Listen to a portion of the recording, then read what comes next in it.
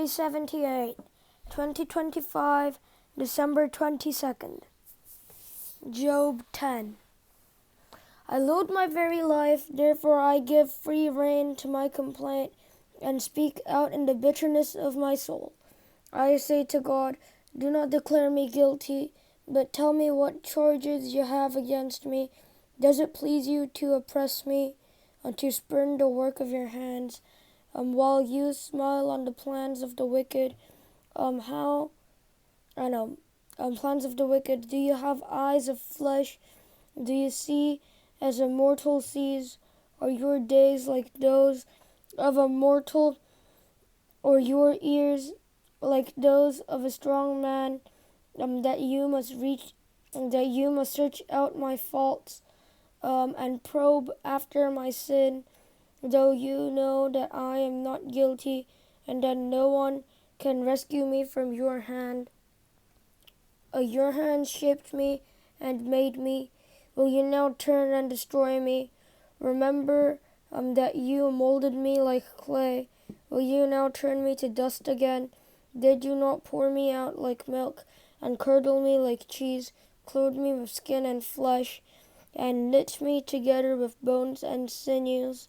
You gave me life and showed me kindness, and in your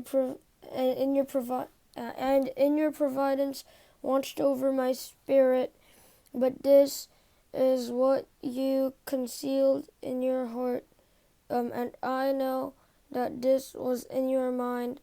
If I sinned, you would be watching me, and you would not let my offense go unpunished. If I am guilty, woe to me. Even if I am innocent, I cannot lift my head. I am full of shame and drowned in my affliction. If I hold my head high, you stalk me like a lion. If I hold my head high, you stalk me like a lion, and again display your awesome power against me. You bring new witnesses against me. You increase your anger towards me.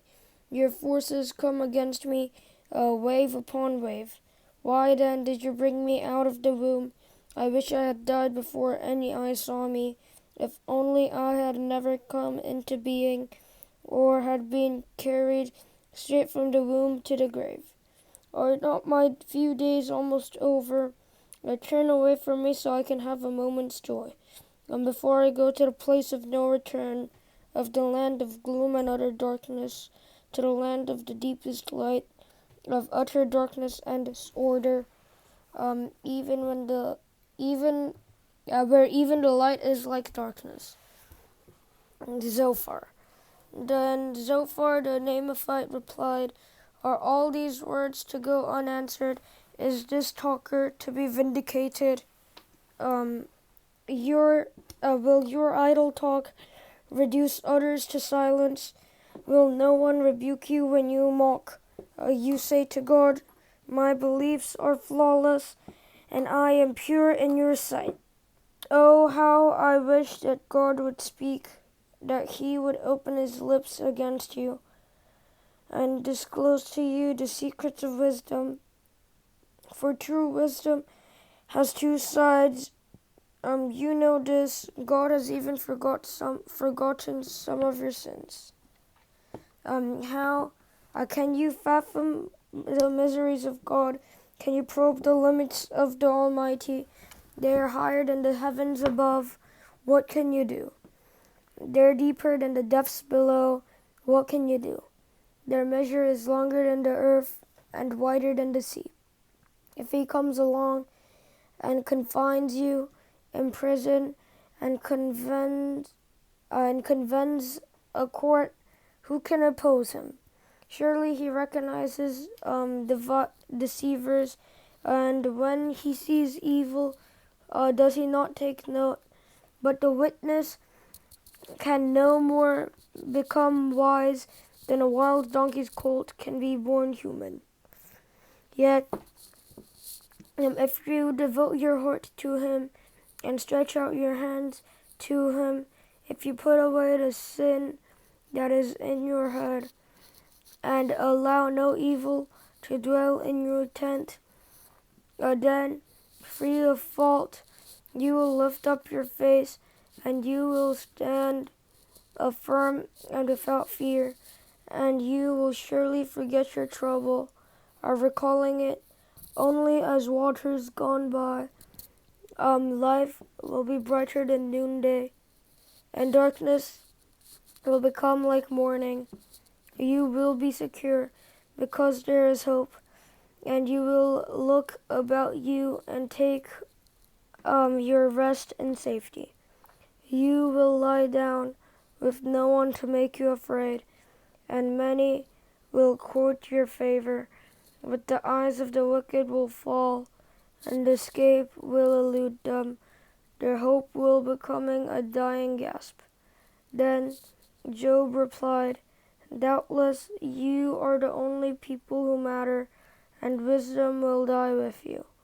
But I have a mind as well as you. I am not inferior to you.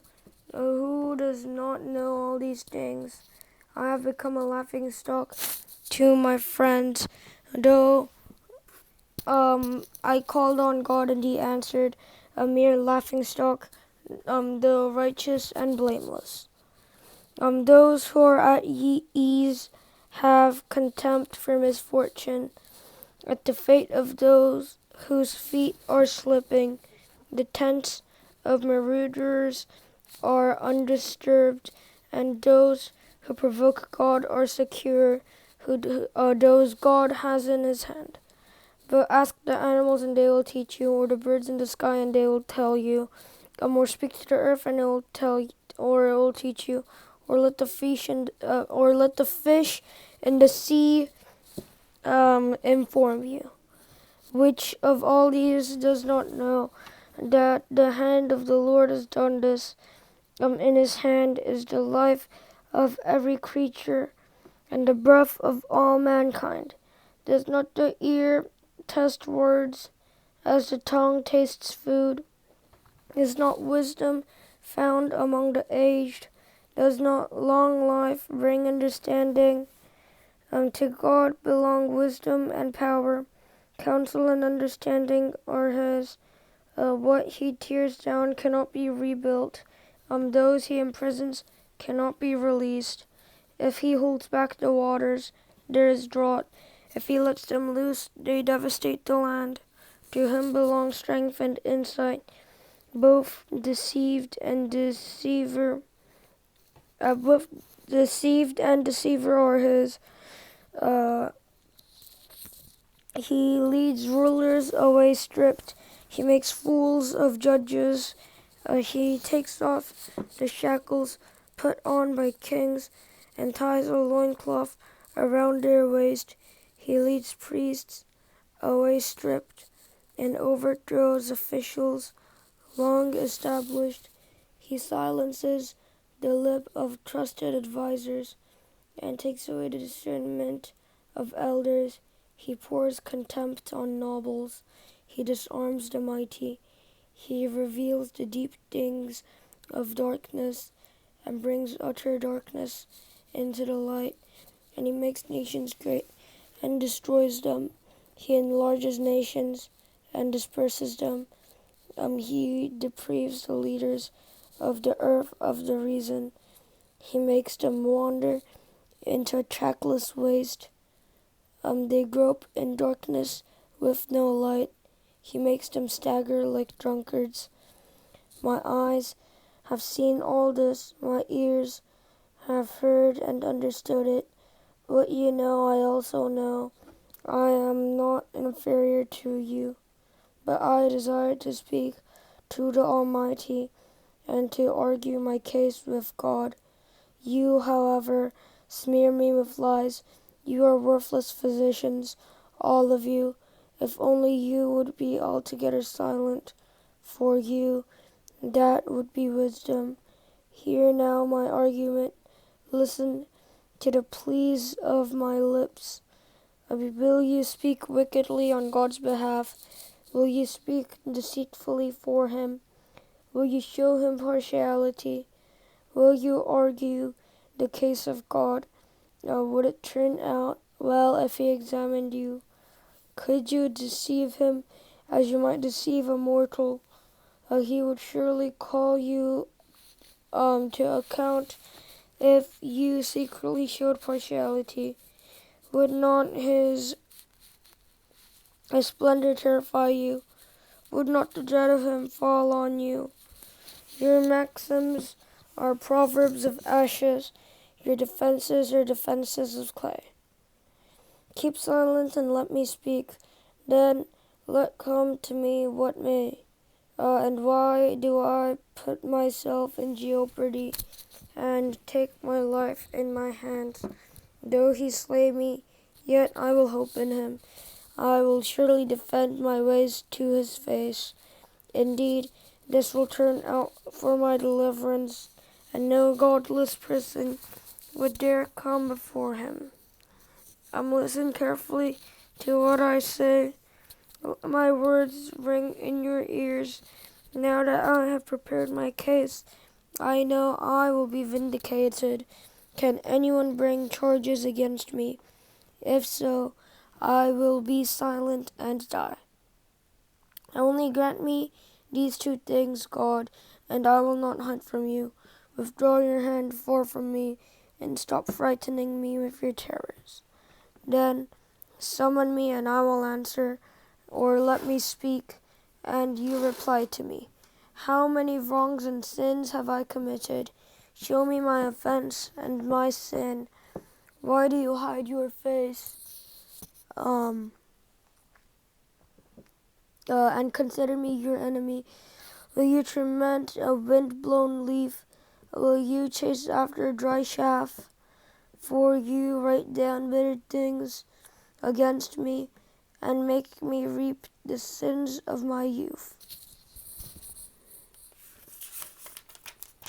And make me reap the sins of my youth. You fasten my feet in shackles. You keep close watch on all my paths by putting marks on the soles of my feet. So man wastes away like something rotten, like a garment eaten by moths. Mortals born of woman are a few days and full of troubles. They spring up like flowers and wither away. Like fleeting shadows, they do not endure. Do you fix your eye on them? Will you bring them before you for judgment? Who can bring what is pure from the impure? No one. A person's days are determined. You have decreed the number of his months and have set limits he cannot exceed. So look away from him and let him alone till he has put in his time like a hired laborer. At least there is hope for a tree. If it is cut down, it will sprout again, and its new shoots will not fail. Its roots may grow old in the ground, and its stump die in the soil. Yet at the scent of water it will bud and put forth shoots like a plant. But a man dies and is laid low. He breathes his last and is no more. As the water of the lake dries up, or a riverbed becomes parched and dry, so he lies down and does not rise till the heavens are no more. People will not awake or be aroused from their sleep. If only you would hide me in the grave and conceal me till your anger has passed. If only you would set me a time and then remember me. If someone dies, will they live again? All the days of my hard service, I will wait for my renewal to come. You will call and I will answer you. You will long for the creatures your hands have made. Surely then you'll count my steps, but not keep track of my sin. My offenses will be sealed up in a bag. You will cover over my sin. But as a mountain erodes and crumbles, and as a rock is moved from its place, as water wears away stones, and torrents wash away the soil, so you destroy a person's hope. You overpower them once for all, and they are gone. You change their countenance. You change their countenance and sent them away.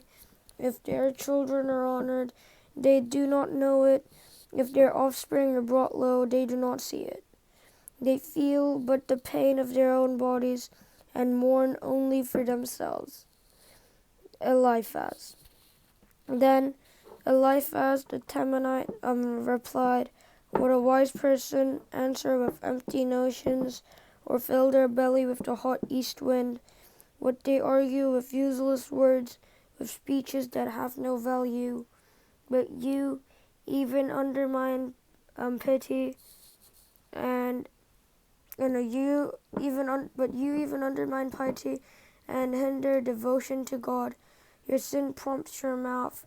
You adopt the tongue of the crafty. Your own mouth condemns you, not mine. Your own lips testify against you. You are the first man ever. Are you the first man ever born? Were you brought forth before the hills? Do you listen in on God's counsel? Do you have a monopoly on wisdom? What do you know that we do not know? What insights do you have that we do not have? The gray-haired and the aged are on our side, men even older than your father. Are God's consolations not enough for you? Words spoken gently to you? Why has your heart carried you away, and why do your eyes flash, so that you vent your rage against God, and pour out such words from your mouth? What are mortals that they could be pure, or those born of woman that they could be righteous? If God places no trust in his holy ones, if even the heavens are not pure in his eyes, how much less mortals who are vile and corrupt, who drink up evil like water? Listen to me, and I will explain to you. Let me tell you what I have seen, what the wise have declared, hiding nothing received from their ancestors. To whom alone the land was given, when no foreigners moved among them. All his days the wicked man suffers torment, the ruthless man through all the years stored up for him. Terrifying sounds fill his ears. When all seems well, the marauders attack him. He despairs of escaping the realm of darkness. He is marked up for the sword. He wanders about for food like a vulture. He knows the day of darkness is at hand. Distress and anguish fill him with terror. Trouble overwhelm him like a king poised to attack, because he shakes his fist at God, and he hunts himself against the Almighty, defiantly charging against him with a thick, strong shield. Though his face is covered with fat and his waist bulges with flesh, he will inhabit ruined towns and houses where no one lives. Houses crumbling to rubble. He will no longer be rich, and his wealth will not endure, nor will his possessions spread over the land. He will not escape the darkness. A flame will wither his shoots, and the breath of God's mouth will carry him away. Let him not deceive himself by trusting what is worthless, for he will get nothing in return. Before his time he will wither, and his branches will not flourish. He will be like a vine stripped of its unripe grapes, like an olive tree shedding its blossoms. For the company of the godless will be barren, and fire will consume the tents of those who love bribes. They conceive troubles and give birth to evil. Their womb fashions deceit. Job. Then Job replied, I have heard many things like these. You are miserable comforters, all of you. Will your long-winded speeches never end? What ails you that you keep on arguing? I also could speak like you. If you were in my place, I would make fine speeches against you and shake my head at you. But my mouth would encourage you. Comfort from my lips would bring you relief. Yet, if I speak, my pain is not relieved, and if I refrain, it does not go away. Surely, God, you have worn me out. You have devastated my entire household. You have shriveled me up, and it has become a witness. My gauntness rises up and testifies against me. God assails me and tears me in his anger and gnashes his teeth at me. My opponent fastens on me his piercing eyes. People open their mouths to jeer at me. They strike my cheek in scorn, and they unite together against me.